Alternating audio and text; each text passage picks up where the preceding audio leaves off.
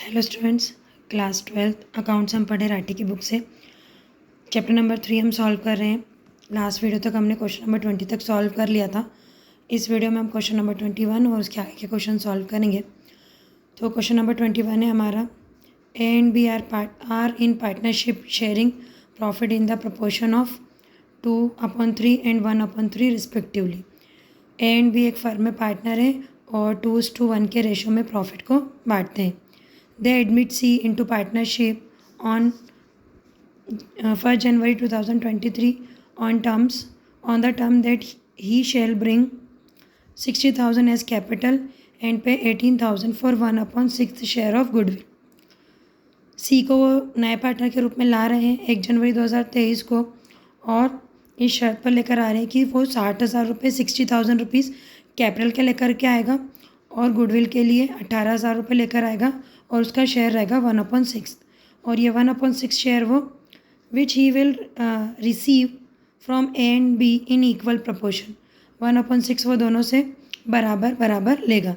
Further it was decided that the amount of goodwill brought by C will not be kept in business.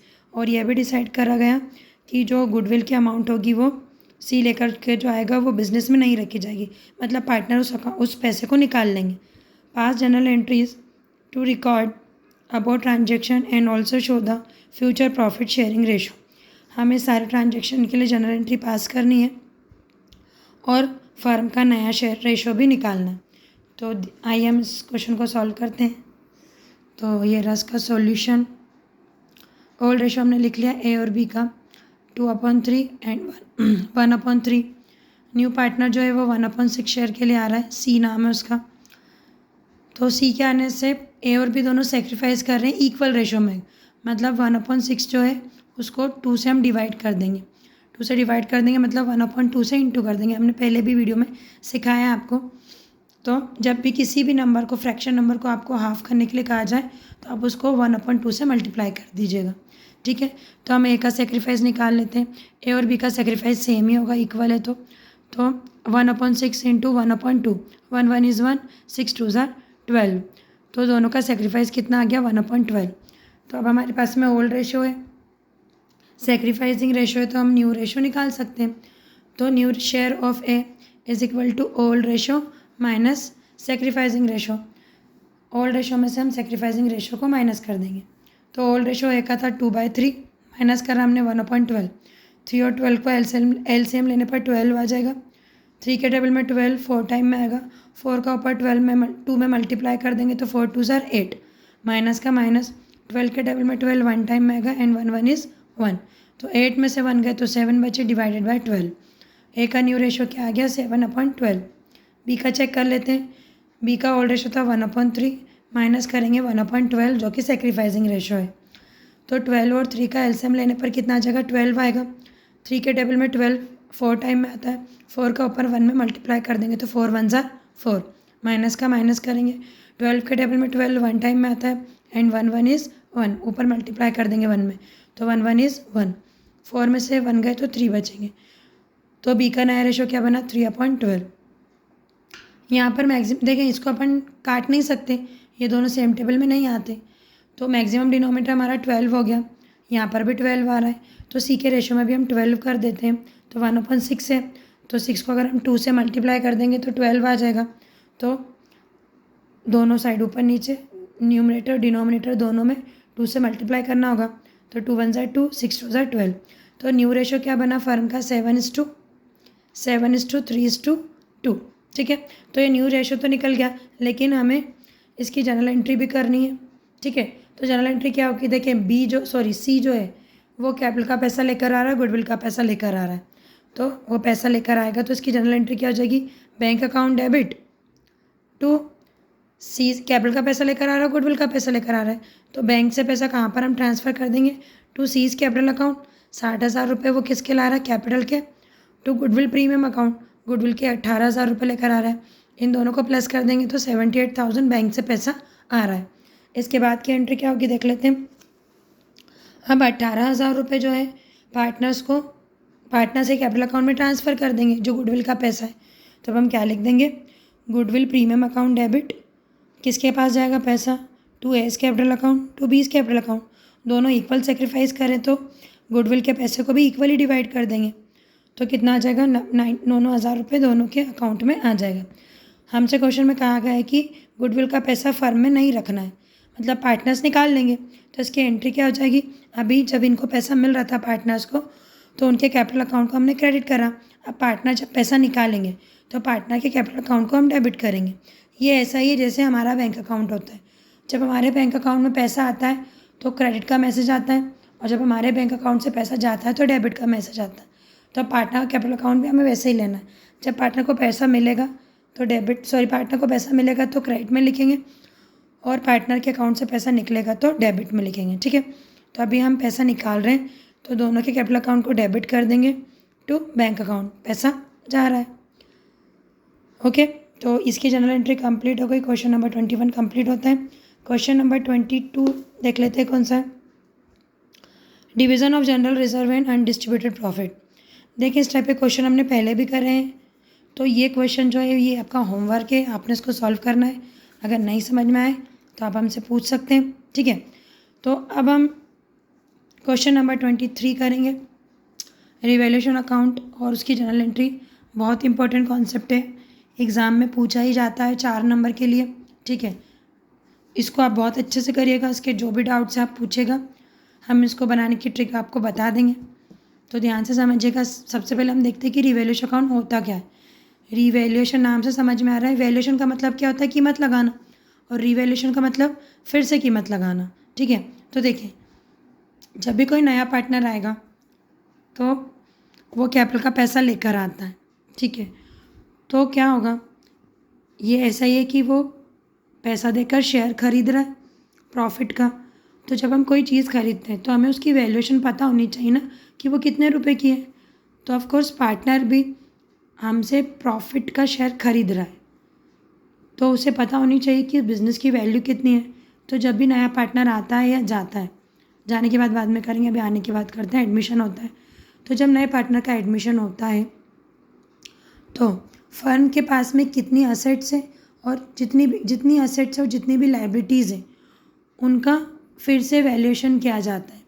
तो इसमें profit भी हो सकता है पहले ज़्यादा असेट हो, बाद में डेप्रिसिएशन लगने के बाद उनकी वैल्यू कम हो गई हो, पहले लाइबिलिटी ज़्यादा हो उस बाद में कम हो गई हो या बढ़ गई हो, वाइस वर्सा उल्टा भी हो सकता है। तो रिवैल्यूएशन अकाउंट में कई बार प्रॉफिट हो जाता है और ओल्ड पार्टनर्स को, और कई बार लॉस हो जाता है। तो अभी आपको अच्छे समझ में आया कि रिवैल्यूएशन अकाउंट होता है क्या। ठीक है, तो यही असेट की वैल्यूएशन और असेट्स और लाइबिलिटी को फिर से वैल्यूएट करने के लिए रिवैल्यूएशन अकाउंट बनाया जाता है। ठीक है, तो हम क्वेश्चन पढ़ लेते हैं। क्वेश्चन नंबर 23 हमारा, Arun and Varun are partners sharing profit and losses in the ratio of 2:1। Arun और वरुण एक फर्म में पार्टनर है 2:1 के रेशो में। They admitted Tarun as a new partner for 1/4 share. Tarun एक न्यू पार्टनर के रूप में आ रहा है 1/4 शेयर के लिए। On Tarun's admission assets and liabilities are revalued as under. जब अरुण का एडमिशन हुआ तो फर्म के असेट्स और लाइबिलिटीज़ को ऐसे रिवैल्यूएट किया गया। Stock which book value was 12,000 revalued at 15,000। Stock जिसकी वैल्यू थी 15,000 रुपये उसको फिर से वैल्यूएट करा गया है। 12,000 रुपये थी तो 15,000 रुपये हो गई। Depreciation will be charge on machinery 15%। The value of machinery is 24,000। हम ऐसा करते हैं कि सॉल्व करते करते पढ़ते क्वेश्चन को। ये सारे हमको अरेंजमेंट एडजस्टमेंट दिए हुए हैं, अब हम इसको सॉल्व करते हैं। तो ये रहा हमारा रिवैल्यूएशन अकाउंट, ऐसे बनते फॉर्मेट इसका। यही है पापा वाला, पापा मतलब पर्टिकुलर अमाउंट। यहाँ पर ये है अपना डेबिट साइड और ये है क्रेडिट साइड। देखिए, इसको हम आपको 2 ट्रिक बता देते हैं कैसे आपने करना है इसको। देखिए, आप इसके लिए एक तो सीधी सी बात है, जब भी फर्म को लॉस होगा, लॉस कैसे हो सकता है कि असेट रिड्यूस होगी, असेट कम होगी तो लॉस होगा, लाइबिलिटी बढ़ेगी तो लॉस होगा। और जब भी फर्म को प्रॉफिट होगा, प्रॉफिट कैसे होगा, असेट की वैल्यू बढ़ेगी और लाइबिलिटी की वैल्यू घटेगी तो प्रॉफिट होगा। तो प्रॉफिट होगा तो क्रेडिट लिख देंगे, लॉस होगा तो डेबिट लिख देंगे। या आप एक कोड याद रखिएगा, एड। ठीक है, एड का मतलब क्या हुआ, A for asset, D for decrease, and D for debit. ठीक है, तो असेट जब भी डिक्रीज़ हो तो उसको डेबिट कर देना, इसका उल्टा हो जाएगा, असेट इंक्रीज़ होगी तो क्रेडिट हो जाएगी। एक और है LDC, LCD पता है ना आपको, तो अपन बोलेंगे LDC। LDC मतलब L for liability,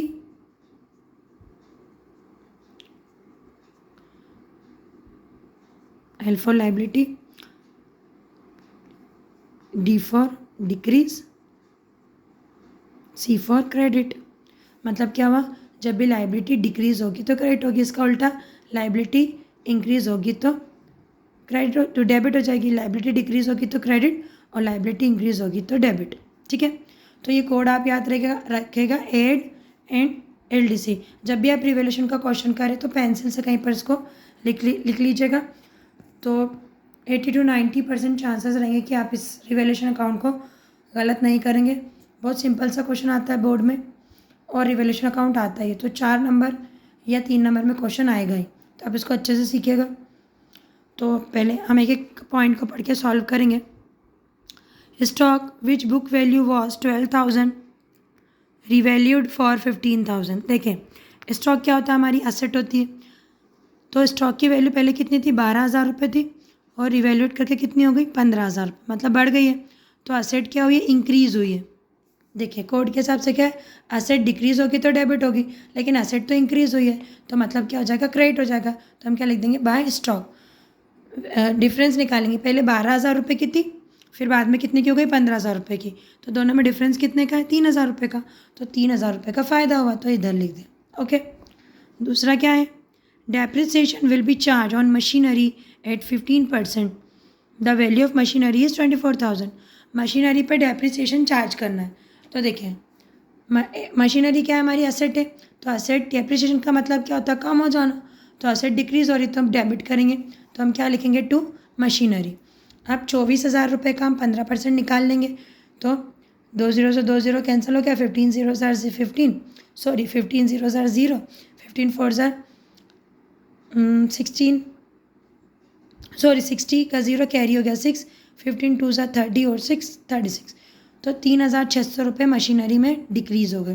okay, third point देखते हैं, create a provision for bad and doubtful debt on 10% debtors on off 16,000। 16,000 रुपये के हमारे पास में डेटर्स हैं। डेटर्स का मतलब होता है, जिनको नहीं पता हम बता देते हैं, डेटर्स हमारी असेट होते हैं, वो लोग होते हैं जिनको कभी हमने माल उधार बेचा है। तो बिज़नेस में ऐसा होता है कि जिनको भी माल उधार बेचा वो सभी लोग पैसा वापस नहीं करते। ठीक है, तो जो पैसा हमारा डूब जाता है उसको हम बोलते हैं बैड डेट।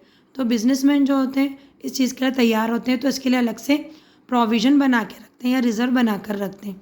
तो यहाँ पर 16,000 रुपये डेटर से लेने हैं, तो ये माना है कि 10% लोग पैसा नहीं देंगे, तो इसके लिए हमने 10% का रिज़र्व बनाया। ये हमारी लाइबिलिटी होती है, मतलब लाइबिलिटी बढ़ गई हमारी। ठीक है, तो लाइबिलिटी डिक्रीज़ होती है तो हम क्या करते हैं, क्रेडिट करते हैं, तो इंक्रीज़ हो जाएगी तो क्या हो जाएगी, डेबिट। तो प्रोविज़न फॉर बैड डेट 16,000 का 10% आ जाएगा 1,600 रुपये। ओके, इसके बाद है create a provision for discount on creditor at 6% on creditor for 10,000। 10,000 रुपये के क्रेडिटर्स हैं। क्रेडिटर्स ऐसे वो लोग होते हैं जिनको हमें पैसा देना होता है, हमने कभी उनसे उधार लिया होता है माल, गुड्स हमने उधार लिए होते हैं, तो 10,000 रुपये हमें देना है। तो यहाँ पर क्या हुआ कि 6% से प्रोविज़न डिस्काउंट के लिए बनाया है। ठीक है, इसका क्या मतलब हुआ कि क्रेडिटर्स को हमको 6% पैसा कम देना है, मतलब हमारा फ़ायदा हो गया, हमारी लाइबिलिटी कम हो गई। ठीक है, तो लाइबिलिटी कम होगी तो हम इसको क्रेडिट साइड लिखेंगे, तो हमने क्या लिखा, बाय प्रोविज़न फॉर क्रेडिटर्स। 6,000 का 10% 600 रुपये होगा, तो क्रेडिट साइड हमने लिख दिया। इसके बाद में नेक्स्ट है unrecorded furniture worth ₹5,000 taken into book. Unrecorded furniture का मतलब ये है कि एक फ़र्नीचर हमारे पास था तो, लेकिन हमने उसे असेट्स में कभी रिकॉर्ड ही नहीं करा। अब देख लिया तो रिकॉर्ड करना है, मतलब क्या हुआ, असेट बढ़ जाएंगे 5,000 रुपये से, तो असेट बढ़ेंगे, डिक्रीज़ होंगे तो डेबिट, इंक्रीज़ होंगे तो क्रेडिट। तो हमने बाय फर्नीचर 5,000 रुपये बढ़ा दिए। इसके बाद में क्या है, आउटस्टैंडिंग सैलरी 1,000 रुपये। आउटस्टैंडिंग सैलरी का मतलब होता है हमें किसी एम्प्लॉय को सैलरी देना बाकी है, और सैलरी देना अगर किसी को है तो वो हमारी लाइबिलिटी होती है। तो तो यहाँ पर लायबिलिटी बढ़ी हुई है, तो 1,000 रुपये हम डेबिट में लिख देंगे टू आउटस्टैंडिंग सैलरी 1,000 रुपये। अब इसके बाद एडजस्टमेंट ख़त्म हो गए, तो देख लेते हैं हम। पहले हम क्रेडिट साइड का टोटल लगा लेंगे, तो 5,000 और 3,000 8,000 और 6,000, तो 8,600 इधर का क्रेडिट साइड का टोटल है। इधर देखते हैं डेबिट में 3,600 और 1,600 और 42 6 12 52 और 1,000 62 6,200 रुपये, ठीक है। तो 62,000 इधर का है, इधर का आया था 8,600। 8,600 में से हम 6200 को माइनस करेंगे 62,000 को, तो हमारे पास में आंसर आएगा 2,400। ये हमारा प्रॉफिट है। प्रॉफिट कैसे हुआ? देखिए यहाँ पर हमारे पास फ़ायदा ज़्यादा हुआ है, ठीक है, और नुकसान कम हुआ है। नुकसान डेबिट में जाता है, फ़ायदा क्रेडिट में आता है, तो बेनिफिट हमको ज़्यादा मिला है। फ़ायदा ज़्यादा हुआ है, नुकसान कम हुआ है, तो दोनों का जो डिफरेंस है वो प्रॉफिट है। तो हमें 2,400 रुपये का प्रॉफिट हो गया रिवैल्यूएशन पे। इस रिवैल्यूएशन के प्रॉफिट को हम ऑल पार्टनर्स में उनके प्रॉफिट शेयरिंग रेशियो में डिस्ट्रीब्यूट कर देंगे। तो हम यहाँ पर लिखेंगे to profit transfer to partners capital account. A और बी थे, 2,400 रुपये का प्रॉफिट हुआ है, तो उसको 2:1 उनके प्रॉफिट शेयरिंग रेशियो में बांट देंगे। तो 2,400 इंटू 2 ए का था, डिवाइडेड बाई 2 और 1 3 3 1 ज़ा 3 3 8 ज़ा 24, तो 8 2 ज़ा 16, मतलब 1,600 रुपये ए के और इधर 800 रुपये बी के, तो दोनों के अकाउंट में हमने लिख दिया है। तो ऐसे हमारा ये रिवैल्यूएशन अकाउंट कंप्लीट हो गया। आगे हम फिर से कह रहे हैं, बहुत इंपॉर्टेंट है ये, एग्ज़ाम में आएगा ही, आप इसको अच्छे से समझिएगा। इससे रिलेटेड जो भी डाउट हो आप हमें कमेंट्स में बताइएगा। वैसे इसमें हमने हर एक चीज़ आपको अच्छे से एक्सप्लेन कर दी है, स्टिल कुछ रह गया हो तो आप हमें बता दीजिएगा कमेंट्स में। अब हम इसकी जनरल एंट्री करना सीखते हैं, ओके। तो देखें, जब भी आपको रिवैल्यूएशन अकाउंट की जनरल एंट्री करनी है तो बहुत आसान है। रिवैल्यूएशन अकाउंट को आपको सामने रखना है, ठीक है। तो हमने जनरल एंट्री का फॉर्मेट बना लिया है, date particular LF, debit amount और क्रेडिट अमाउंट। देखें, रिवैल्यूएशन अकाउंट की जनरल एंट्री बहुत आसान है। यहाँ पर हमें क्या दिख रहा है, पहले हम इस तरफ देख लेते हैं। यहाँ पर 2 साइड हमें सब 2 दिख रहा है, 2 मशीनरी, 2 प्रोविजन, 2 आउटस्टैंडिंग सैलरी, तो हम इसको 2 करके लिखेंगे। 2 मतलब क्रेडिट, तो इस सबको क्रेडिट कर देंगे, तो रिवैल्यूएशन अकाउंट पहले डेबिट हो जाएगा, ठीक है। नुकसान हम इस तरफ लिखेंगे, तो रिवैल्यूएशन अकाउंट को हमने डेबिट कर दिया, और जो यहाँ पर रिवैल्यूएशन अकाउंट में डेबिट में लिखा था 2 करके, प्रॉफिट को छोड़ देंगे। जो 2 करके लिखा हुआ था वो सारी चीज़ें हम यहाँ पर लिख देंगे, 2 मशीनरी, 2 प्रोविजन, 2 आउटस्टैंडिंग सैलरी, और इनके सामने जो अमाउंट हमने लिखा था वही हम यहाँ पर क्रेडिट साइड इनका अमाउंट लिख देंगे। सबको प्लस करके रिवैल्यूएशन अकाउंट को कर देंगे डेबिट 6,200 रुपये से, ओके। अब क्रेडिट साइड देख लेते हैं। क्रेडिट साइड यहाँ पे जितनी भी बाय वाली चीज़ें लिखी थी उस सबको हम डेबिट कर देंगे। तो डेबिट में हमने स्टॉक करा, फर्नीचर करा, प्रोविजन फॉर क्रेडिटर्स करा, इन सबको डेबिट कर देंगे। और क्रेडिट में हम कर देंगे टू रिवैल्यूएशन अकाउंट, ठीक है। ये इनका जो अमाउंट सामने लिखा था वो सब लिख दिया, रिवैल्यूएशन अकाउंट सबको प्लस करके यहाँ पर आ गया। अब देखते हैं प्रॉफिट, यहाँ पर चेंज हो जाएगा थोड़ा सा सॉरी। देखिए, प्रॉफिट हमें 2,400 रुपये का हुआ था और हमने पार्टनर्स के कैपिटल अकाउंट में पैसा बांट भी दिया था, ठीक है। तो हमने आपको सिखाया है कि पार्टनर्स के अकाउंट में ये प्रॉफिट पार्टनर्स के कैपिटल अकाउंट में क्रेडिट होगा, क्योंकि उनको उनके पैसे अकाउंट में, कैपिटल अकाउंट में पैसा जुड़ेगा, तो पैसा जुड़ेगा तो क्रेडिट होगा। तो सीधी सी बात है, यहाँ पर हम क्रेडिट कर देंगे उनके अकाउंट को। तो ये हमने क्या कर दिया, 2A's capital account, 2B's capital account, और बदले में डेबिट में क्या आ जाएगा, रिवैल्यूएशन अकाउंट आएगा। प्रॉफिट होने कहाँ से हो रहा है, रिवैल्यूएशन अकाउंट से हो रहा है। तो ऐसे क्या एंट्री बनेगी, revaluation account debit to A's capital account to B's capital account. 2,400 रुपये का प्रॉफिट बना था, 2,400 रुपये लिख दिए हैं, और A के कैपिटल अकाउंट में 1,600 जाएंगे और B के कैपिटल अकाउंट में 800 रुपये जाएंगे। तो ये रिवैल्यूएशन अकाउंट और इसकी जनरल एंट्री भी हो गई है। अच्छे से आपको समझ में आ गया हो तो वीडियो को लाइक और चैनल को सब्सक्राइब कीजिएगा। क्वेश्चन नंबर 24 बहुत आसान है, अभी हम कर लेते हैं इसको। क्वेश्चन नंबर 24 में सिर्फ रिवैल्यूएशन अकाउंट बनाना है, तो देखते हैं क्या है। Amar and Basant are partners for 3:2 share their balance sheet on 31 December 2023 was as follows. Amar और बसंत 3:2 के रेशो में पार्टनर है और उनकी बैलेंस शीट दी हुई है हमें। देख लेते हैं, बैलेंस शीट में क्रेडिटर्स दिए हुए हैं, बिल्स पेएबल है, दोनों की कैपिटल दी हुई लाइबिलिटी में, और एसेट में building, machinery, furniture, stock, debtor, provision दिया हुआ है, डेटर्स पर इन्वेस्टमेंट है और कैश है। एडजस्टमेंट देख लेते हैं हम, एडजस्टमेंट क्या क्या दिए हुए हैं। They admitted Sarang as a new partner for 1 January 2024। Sarang नया पार्टनर आ रहा है 1 जनवरी 2024 को। तो अभी रिवैल्यूएशन अकाउंट के लिए कोई लेना देना नहीं। Sarang is to get 2/7 share in profit, अभी मतलब नहीं है इससे। He is to bring capital 12,000 and goodwill 9,600, both the amount to be retain in the firm, इससे भी कोई मतलब नहीं। अभी हमें रिवैल्यूएशन अकाउंट का देखना है। तो थर्ड पॉइंट से शुरू हो रहा है। Building is valued at 30,000, machinery 8,000 and stock 22,500। देखिए बिल्डिंग अब वैल्यूएशन कितने की गई, 30,000 की। तो पहले कितने की थी, बैलेंस शीट में चेक कर लेते हैं। बिल्डिंग थी हमारे पास में 20,000 रुपये की, और अब कितने की हो गई, 30,000 रुपये की, मतलब 10,000 रुपये बढ़ गए तो फ़ायदा हो गया तो क्रेडिट साइड लिख देंगे। तो क्या लिख देंगे, बाय बिल्डिंग 10,000 रुपये, डिफरेंस अमाउंट लिखेंगे, ठीक है। तो बिल्डिंग 10,000 रुपये लिख दिया। इसके बाद में फोर्थ है इन्वेस्टमेंट ऑन बैलेंस, नहीं मशीनरी भी तो है। मशीनरी 8,000 की हो गई, पहले कितने की थी, 9,000 की, नुकसान हो गया। असेट डिक्रीज तो डेबिट, तो असेट डिक्रीज हो गई तो टू मशीनरी 1,000 रुपये लिख दिया। और क्या था, स्टॉक 22,500 का हो गया, पहले कितने का था, 25,000 रुपये का, मतलब 2,500 रुपये का डिक्रीज़ हो गया। स्टॉक हमारी असेट होती है, असेट डिक्रीज हुई तो डेबिट में लिखा, टू स्टॉक 2,500 रुपये। फिर क्या है, investment on balance sheet of market value at 6,400। In balance sheet में जो इन्वेस्टमेंट है अब उसकी कीमत कितनी रह गई है, 6,400 रुपये। तो पहले कितने थी ये, 8,500 रुपये की थी। मतलब इस इन्वेस्टमेंट क्या होता है, हमने किसी और कंपनी में या कहीं और पैसा इन्वेस्ट करके रखा है ताकि हमें उस पर रिटर्न मिल सकते या तो डिविडेंड के रूप में या इंटरेस्ट के रूप में। तो इन्वेस्टमेंट जो हमारी असेट्स होती है, तो असेट की वैल्यू कम हो गई है, 8,500 से कितनी हो गई, 6,400। दोनों का डिफरेंस है 2,021 रुपये का, ठीक है। तो कम हो गया तो हम डेबिट साइड लिख देंगे, टू इन्वेस्टमेंट 2,100 रुपये, ठीक है।